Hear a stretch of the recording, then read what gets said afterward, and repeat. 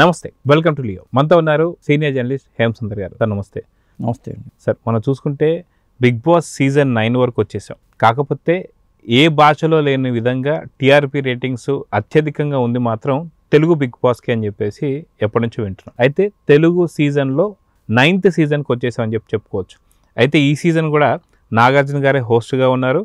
అయితే నాగార్జున గారు చెప్పిన మాట కూడా ఏంటంటే ఇది చదరంగం కాదు, రణరంగం అని చెప్పేసి అంటున్నారు. సో రణరంగం ఎందుకన్నారు? ఇక్కడ కొత్త ఫార్మాట్ ఏమైనా మారబోతుందా? ఏం చెప్తారు? ఇప్పుడైనా రణరంగంలో అంటే బాగా పోరాడే యోధులు ఉంటేనే రణరంగ రక్తి కడుతుంది. మరి కంటెస్టెంట్లు ఇక్కడ యోధులు. మరి ఆ కంటెస్టెంట్లు ఎవరు అనేది ఇంతవరకు ఏమి రివీల్ కాల. కాబట్టి కొన్ని పేర్లు అయితే మనకు బయటకు వస్తున్నాయి. నవరత్నాలు. ఆ నవరత్నాలు అంటే 9 జంటలు ఉంటాయి అనేది ఇందులో 9వ సీజన్ కాబట్టి 9 జంటలతో ఈ సీజన్ స్టార్ట్ అవబోతుంది అనేది ఒక సమాచారం అయితే ఉంది.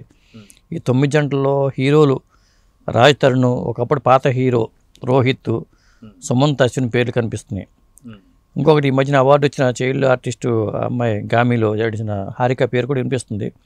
మరి తను ఉందో లేదో మాకు తెలియదు కానీ ఆ పేరు కూడా వినిపిస్తుంది. అలాగే అలైకి చిట్టి పేరు వినిపిస్తుంది. ఇలా వీళ్ళతో పాటు అది 9 జంటల పని 18 మంది కండిషన్లు కూడా మనకున్న సమాచారం ప్రకారం కొన్ని పేర్లు ఉన్నాయి. అది చదువుతాను వినండి. రీతు చౌదరి పేరు ఒకటి వినిపిస్తుంది.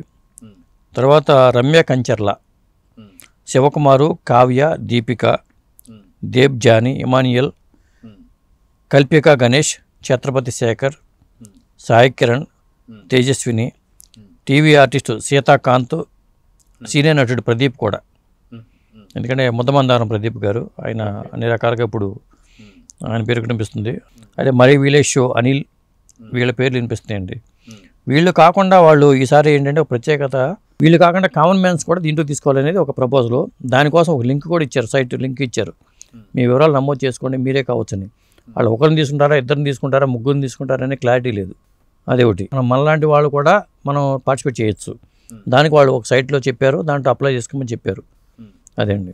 అయితే ఎవరైతే ఈ సినిమాను అర్థం చేసుకోవాలంటే మినిమం డిగ్రీ ఉండాలి అంటూ ఎవరైతే మీమ్స్ కానీ లేదంటే వీడియోస్ చేసే అతను కూడా నన్ను ఖచ్చితంగా బిగ్ బాస్ సీజన్ 9కి తీసుకోండి అని చెప్పేసి ప్రపోజల్ పెడుతున్నారు. అదే కాకుండా చాలా చిన్న చిత్క యూట్యూబర్స్ కూడా ఈసారి ఖచ్చితంగా నన్ను బిగ్ బాస్లో తీసుకోపోతే నేను ఆత్మహత్య చేసుకుంటా అని చెప్పి, లేదంటే బిగ్ బాస్లో తీసుకుంటారా లేదా అని చెప్పి మట్టి తినే వాళ్ళని చాలా రకాల మనం చూస్తూ వస్తున్నాం.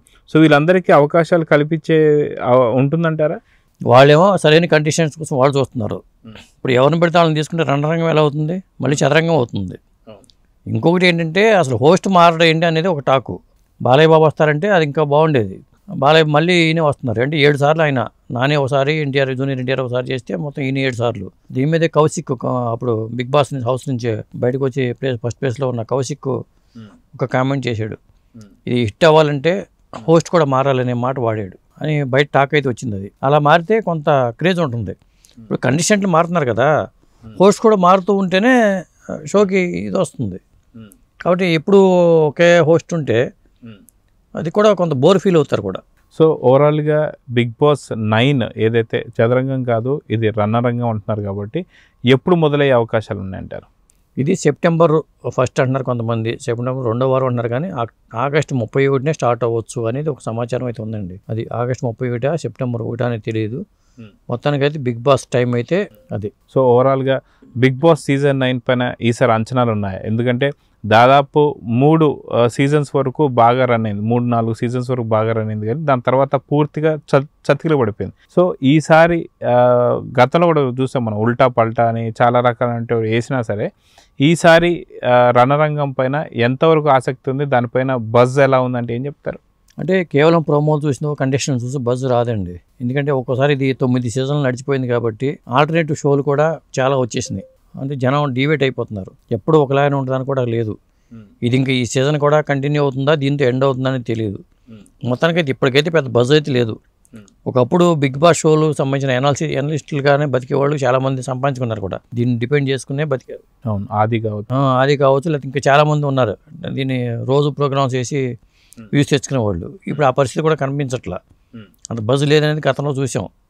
మధ్యలో ఫెయిల్ అయిన షోలు కూడా ఉన్నాయి, సీజన్లు కూడా ఉన్నాయి. మరి ఈసారి ఎలా ఉండదో చూడాలి. సో చూద్దాం సార్. ఖచ్చితంగా దీనికి సంబంధించిన అఫీషియల్ అనౌన్స్మెంట్ ఎప్పుడు రాబోతుంది, కంటెస్టెంట్ లిస్ట్ ఏంటి అనేది అతి తొందరలోనే బిగ్ బాస్ బయట పెట్టబోతుందని చెప్పి తెలుస్తుంది. సో చూద్దాం ఏం జరగబోతుందో. నమస్తే. నమస్తే అండి.